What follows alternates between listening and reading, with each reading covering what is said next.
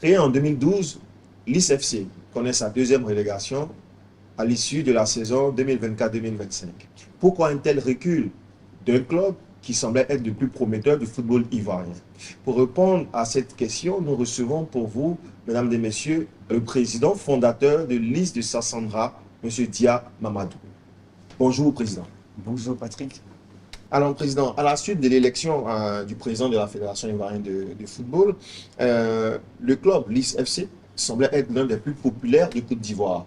Mais depuis quelque temps, le club évolue devant des tribunes vides. Pourquoi cela? Bon, c'est difficile à expliquer. Moi, je pense que peut-être que le public en question s'attendait à une équipe qui va dominer toutes les autres équipes et peut-être jouer la Coupe d'Afrique et tout ça. Mais il faut être réaliste. Nous sommes un petit club dirigé par une personne, une famille. Et, et il ne faut pas s'attendre à des miracles. Donc nous étions conscients de ça. On ne s'est jamais enflammé. Voilà. Maintenant, en dehors de ça, il faut dire qu'il y a les aspects de l'environnement aussi qui ne nous ont pas du tout été favorables. Et, et ça ne date pas de maintenant. Et donc c'est le fruit de tout ce qui s'est passé ces 3 dernières années qui a abouti donc à ce qui est arrivé cette année. Nous savions qu'à tout moment, ceci pouvait arriver, indépendamment de notre volonté, de notre travail, qui est un travail continu, sérieux, bien réfléchi. Bon, je ne sais pas si on peut rentrer dans les détails, mais il faut... Allez-y, président. Très bien, très bien. Vous savez que toutes ces dernières années, on a connu des compétitions assez difficiles. Assez difficiles, nous avons déployé les moyens que nous pouvions avoir, et toujours pour lutter pour le maintien. Et cette année même, nous avons voulu jouer le haut du tableau. On a recruté un entraîneur de qualité, le coach Jalal. On a recruté et qui a fait ses preuves dans d'autres clubs.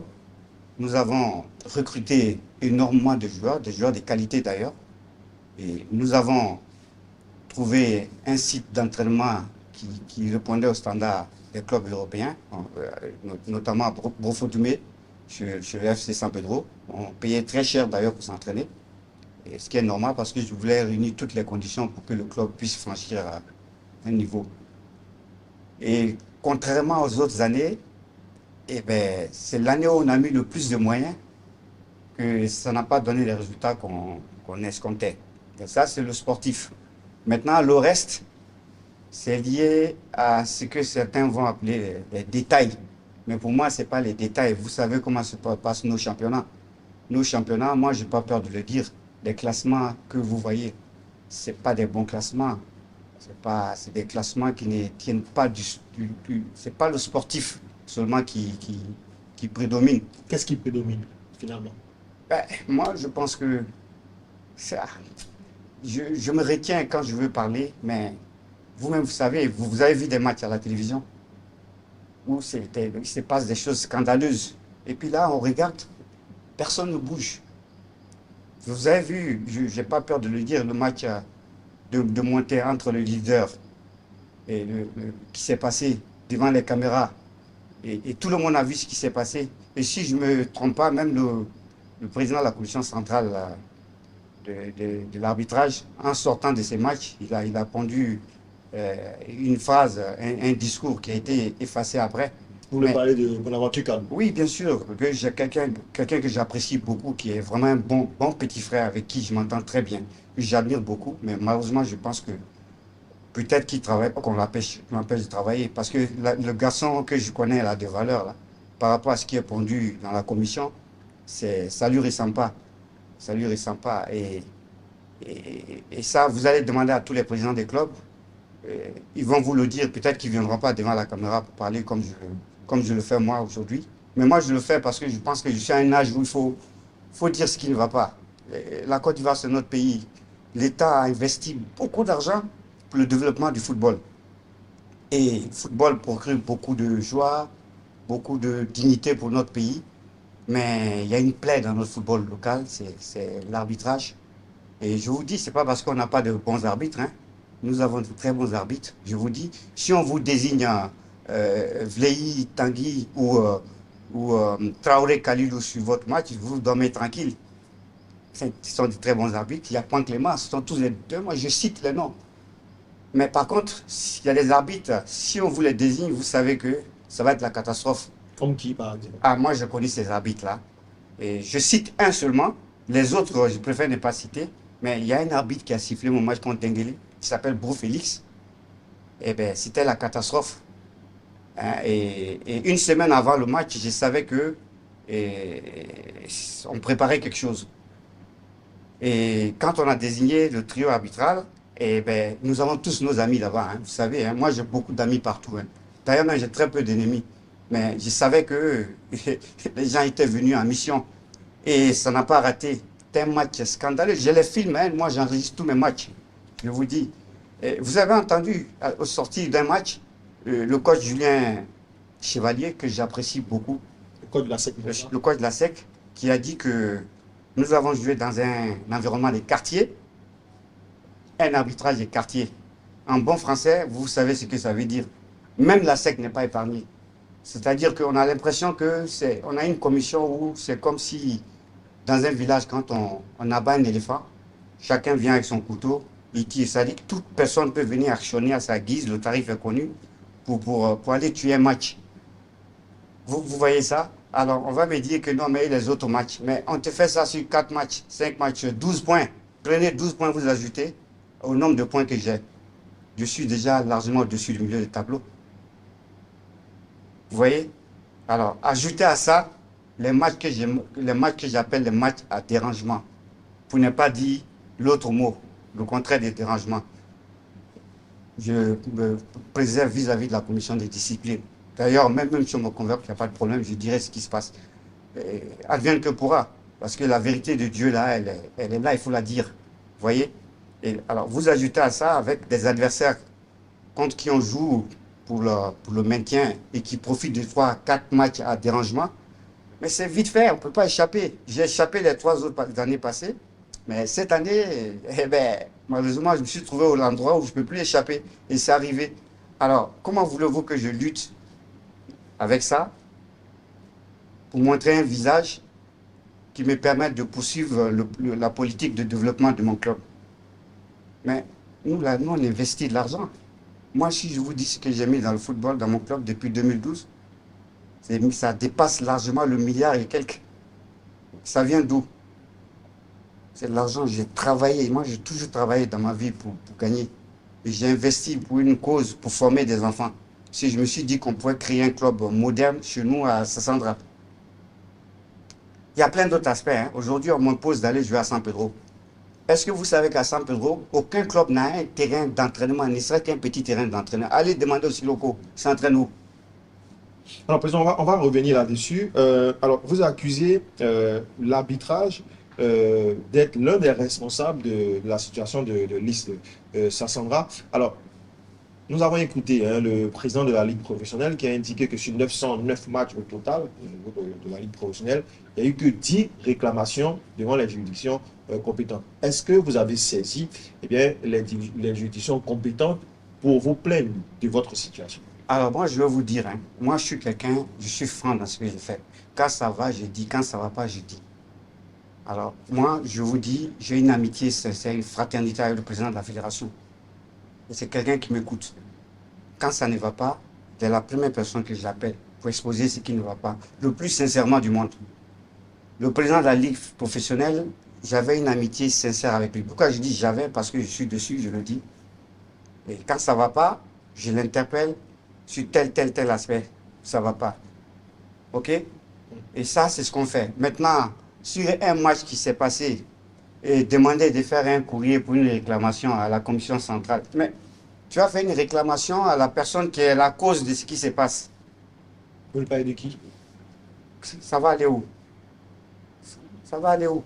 Mais tout le monde, mais demandez à tous les présidents, tout le monde sait ce qui se passe. Tout le monde sait, on sait très bien que si vous voulez faire telle chose sur tel match, qu'il faut appeler, qu'est-ce qu'il faut faire pour le faire. Tout le monde le sait. Et puis ils le font avec un tel cynisme, ils viennent, ils rigolent en le faisant, en faisant du mal. Bah attends, on peut le faire sur des faibles comme nous. Ok, on va en deuxième division, peut-être l'année prochaine en D3, parce que après ce que je vais dire, j'imagine qu'il y a beaucoup qui ne seront pas contents. Mais Mais alors, on s'en fout, le bon Dieu va décider ce qui va se passer. OK? Voilà. Donc, il ne faut pas qu'on ait peur de dire la vérité. Ça va pas, ça va pas. Personne n'est épargné. Même l'AFAD a connu des matchs où ils n'ont pas été épargnés. La SEC, pareil. On a des clubs qui ont bénéficié de près de 13-14 pénaltys avec 70% de leurs matchs arbitrés par 2 arbitres, les mêmes, dont je connais le nom. Si on dit que je mens, qu'on sorte les feuilles de match, qu'on aille pointer. Alors, tu envoies un arbitre contre moi, tu dis que je suis ton frère, et puis tu envoies un arbitre contre moi pour tuer mon entreprise. Et puis tu veux que je rigole avec toi. Quand vous dites tu, vous voulez parler de qui Je exactement? pense, ce sont des amis, hein, on se connaît tous. Nous sommes des frères. Mais quand un frère vient faire ce qui n'est pas fraternel, il faut avoir le courage de le dénoncer. Et voilà, je ne vais pas citer de nom par respect, mais on se connaît, on se comprend. On se comprend. Vous voulez parler du président de la Ligue professionnelle, du président de la commission centrale de l'arbitre? De qui vous parlez exactement? Non, non, on va laisser ça, on ne va pas citer de nom. Ça, nous qui sommes dans le milieu, on se connaît. Ce que je dis là, ceux qui savent, ils le savent. Vous allez demander à d'autres présidents, ils vont vous dire c'est tel, tel, tel, tel. C'est sûr. Et je ne suis pas hypocrite.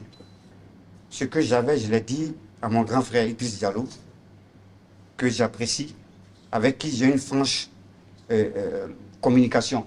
Parce que c'est mon frère. Mais quand ça ne va pas, je lui dis. Quand c'est bon, je lui dis. Et c'est ce qu'on m'a enseigné. Il y a le devoir de vérité entre nous. Voilà. D'accord. Alors, vous avez une plateforme hein, pour vous exprimer, qui est l'Assemblée générale donc de la Fédération ivoirienne de football. Vous étiez absent. Pourquoi vous n'étiez pas à ce conclave? J'ai été absent parce que j'estime que ce que j'avais à dire, je l'ai déjà dit à ceux qui devraient l'entendre. Ça, c'est un. Deuxièmement, et ça, c'est la raison principale, je ne suis pas un hypocrite. Je ne suis pas un lâche. Et tout le monde me connaît, très tolérant, toujours souriant dans la mesure du possible. Je n'ai pas voulu aller m'asseoir à côté des personnes que j'ai aimées, que je continue d'aimer, mais des personnes qui ont conspiré contre moi et aller m'asseoir à côté de ces personnes, serrer la main avec un sourire hypocrite. Je ne voulais pas de ça. Et comme tout est très frais, j'ai préféré m'assainir et rester chez moi. Ce que j'avais dit, j'ai déjà dit à ceux qui devaient l'entendre. Et c'est pour ça que je n'ai pas voulu aller à cette assemblée générale. Je pouvais me faire représenter, mais de manière symbolique, j'ai voulu marquer le coup. J'ai dit que la place de Liman Yacouba Sylla soit vide. Vous savez, moi je suis issu d'une famille de personnes qui ont été déportées par l'administration coloniale. Ce sont des personnes qui ont lutté contre l'injustice de l'administration coloniale. Ils n'ont pas eu peur. Vous imaginez les années 30, qui pouvaient lutter? Et nos grands-parents ont été déportés.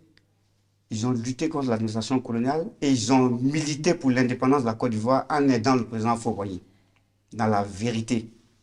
Après ça, moi, je vais avoir peur de quoi? Quand je vois ce qui ne va pas, je vais le dire. Par respect, toutes ces années-là, je me suis tué. Mais j'estime que je suis arrivé au stade où maintenant je dois parler. Advienne que pourra. D'accord, Président. Alors, à cette Assemblée générale ordinaire, parmi d'autres décisions qui ont été prises, il y a eu l'amendement des tests et au niveau des paris sportifs, l'interdiction a été faite donc au président et à tous les acteurs donc, du football de parier sur des matchs. Sinon, il y aura des répercussions individuelles, mais également des répercussions sur les clubs. Vous avez dû en entendre parler. Quel est votre avis sur cet aspect des choses? Moi, je vais vous dire, lorsqu'on veut combattre un problème, il faut combattre le problème dans son entièreté. Avant même de parler des paris sportifs. Pourquoi on ne parle pas de la plaie de l'arbitrage qui vient fausser les matchs? Pourquoi on n'en parle pas? Pourquoi les personnes qui sont là pour faire ça, là, pourquoi on ne les dégage pas? De quoi avoir peur? Pour mettre des gens honnêtes qui vont faire que les Ivoiriens travaillent dans l'honnêteté. Pourquoi on ne fait pas ça? Ça, c'est la première chose. Pourquoi ne pas lutter contre ces différents matchs à dérangement?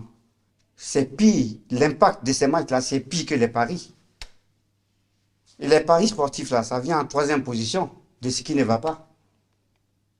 Mais avec ça, vous voulez qu'on ait des sponsors?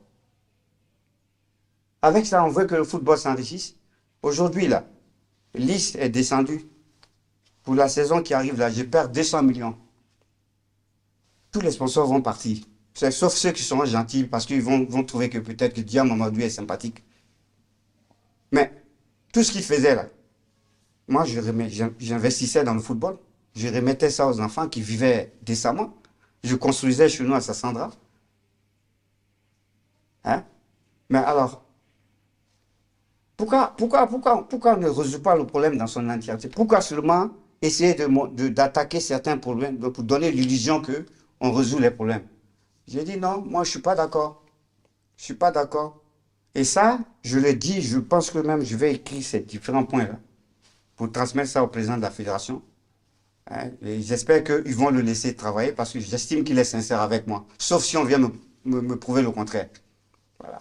Alors, pour la saison 2025-2026, c'est AT, Lycée Sassandra est en deuxième division. Il va d'ailleurs évoluer dans le groupe A. Déjà, est-ce que vous avez un commentaire sur la méthode, le mode du tirage au sort donc, de cette compétition?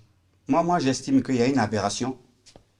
Et on a quoi? 28 clubs en Ligue 2 et puis 16 clubs en Ligue 1. Et moi, je peux vous dire qu'il y a au moins 10 à 15 clubs de Ligue 2 qui ont un niveau supérieur aux clubs du bas du tableau, de la deuxième moitié de la Ligue 1. On fait monter que 2 clubs. Pendant ces temps, on protège les clubs qui n'ont pas le niveau qui restent à Ligue 1. Sportivement, vous pensez que c'est bon ça? À l'époque, je vous donne un cas, lorsque le Stella Club, un grand club de Côte d'Ivoire, était en Ligue 2, on militait pour le changement de tout ça. Pour qu'on permette au club de compétir sainement, sportivement, pour pouvoir monter en Ligue 1. Mais depuis, c'est fini. Si n'eût été le Covid, un club comme le Stella ne serait jamais en Ligue 1, peut-être. Parce que sportivement, ils n'arrivaient pas. Je dis bien peut-être, c'est Dieu qui sait. Mais aujourd'hui, pourquoi ne pas faire des barrages comme en Europe, les 13e et les 14e, qui font un barrage avec les deux deuxièmes de Ligue 2, et pour que sportivement les meilleurs puissent monter. Si on le fait chaque année, il y en a qui vont descendre, ils vont travailler, ils vont remonter. Et ceux qui sont en bas travaillent, qui ne sont jamais montés, ils vont monter. Et puis ça va diminuer aussi les matchs à dérangement. Voilà des choses modernes qu'on peut appliquer, mais on va discuter de ça avec qui? Mais ça n'intéresse pas les gens. Ça fait que le football local, vous dites que les spectateurs ne viennent pas et tout ça. Mais quand on sait que tout est biaisé, ou bien qu'on ne voit rien, vous voulez que les gens viennent. Moi, je pense qu'il faut avoir le courage Moi, je vais vous dire, hein, Dieu merci, l'équipe nationale de Côte d'Ivoire fonctionne très bien. Nous avons de très bons internationaux. Mais parce qu'on a, on a un vrai dirigeant de l'équipe nationale, à la personne du président Alassane Ouattara, qui est le vrai président de l'équipe nationale de Côte d'Ivoire. Il met tout ce qu'il faut pour que ça marche. Ah, vous voulez dire que l'équipe nationale, c'est là qui cache la forêt? Bien sûr. Elle marche très bien. L'État met les moyens, le président met les moyens, il aime ses enfants, il met, ça marche, ça travaille tout le monde. Et puis les Ivoiriens adhèrent. Faisons la même chose pour les clubs ivoiriens. On a des locomotives, il y a la SEC qui est là, qui travaille. Hein, qui travaille sereinement. Pour moi, un exemple d'ailleurs, que nous tous nous essayons de copier. Il y a un monsieur qui est arrivé, le président du FC San Pedro. Il est tunisien, mais il a investi beaucoup pour la jeunesse ivoirienne. On devrait le décorer d'ailleurs. Il forme des jeunes ivoiriens qui vont jouer à l'équipe nationale de Côte d'Ivoire. On a d'autres qui arrivent, qui investissent. Mais il faut créer un environnement sain. Yamoussoukro FC, ils investissent beaucoup. Une équipe comme ça devrait être en Ligue 1. Il faut faire plus. Mais avec ces systèmes-là, ils ne vont pas monter. Je vous dis, l'année prochaine encore, ils seront en Ligue 2. Hein. Merci pour votre prédiction. Alors, vous êtes dans le groupe A, la poule Oui. A, avec Adiaké, Guibéroa, Fermier, Tanda, Waflé, Fim, Lanfiara, AS Divo, le CIO Sport de San Pedro, donc Jacques Dangré et deux plateaux FC. Lycée Sassandra est-il favori de ce groupe? Favori, Favori, moi j'étais Vous venez tout juste de descendre, donc vous avez ADN de Ligue 1. moi, j'étais favori pour être parmi les 4 premiers de la Ligue 1. Mais si c'est le même système, je vais aller où avec ça? Je vais aller recruter les joueurs, je vais prendre les meilleurs jeunes, je vais les faire jouer, ils vont faire un beau football. Et puis après, le résultat, c'est pas toi qui décides. Eh, j'ai vu l'équipe de leaders jouer, hein. Superbe équipe, hein. N'est-ce pas? Hein? J'aimerais bien les voir en Ligue 1. Je leur applaudis. Ok? Il y en a d'autres, hein. On m'a parlé de. J'ai vu le match de JMG, c'est Jacques, non? Jacques Dandry. Mais ça joue très bien. J'aimerais les voir en Ligue 1. Hein? Mais ça ne dépend pas d'eux. C'est des aspects extra-sportifs qui vont venir influencer le résultat. Et puis on va aller où? Donc, Lys, nous là, les montées, on sait les faire, hein. Je suis monté une première fois. Je suis monté une seconde fois. Ok? Je vais avoir une très belle équipe. Je vais jouer au football. Mais le reste là ne va pas dépendre de moi. Surtout que je parle, hein, devant vous là. Peut-être que je m'attends au bâton. Ok? Mais je vous assure, hein, je n'en ai rien à cirer. Mais quand je disais toujours à mes joueurs que je suis quelqu'un d'heureux, de très heureux. Je suis heureux en toutes choses parce que je sais tirer ce qui est bon là-dedans. Ok? Moi, le club, je vais le construire. Il va poursuivre. Dieu merci, on a un foncier qui a beaucoup de valeur à Sassandra. Et bien, pierre par pierre, on va construire. On va avancer. La montée, là, si par miracle, Dieu en a fait beaucoup dans ma vie, qu'elle arrive, je la prendrai. Si elle ne vient pas aussi, je m'en fous, mais je vais construire le club. Et puis, Dieu merci, j'ai une famille et des enfants qui s'intéressent à la chose. Ils sont très modernes. Et bien, ça me donne beaucoup d'espoir. Voilà. Pendant la dernière élection à la Fédération ivoirienne de football, vous avez soutenu Didier Drogba. Quels sont vos rapports aujourd'hui avec l'ex-international ivoirien? Ben, toujours les mêmes rapports, très très bons rapports. Vous savez, Didier, c'est quelqu'un de tellement agréable.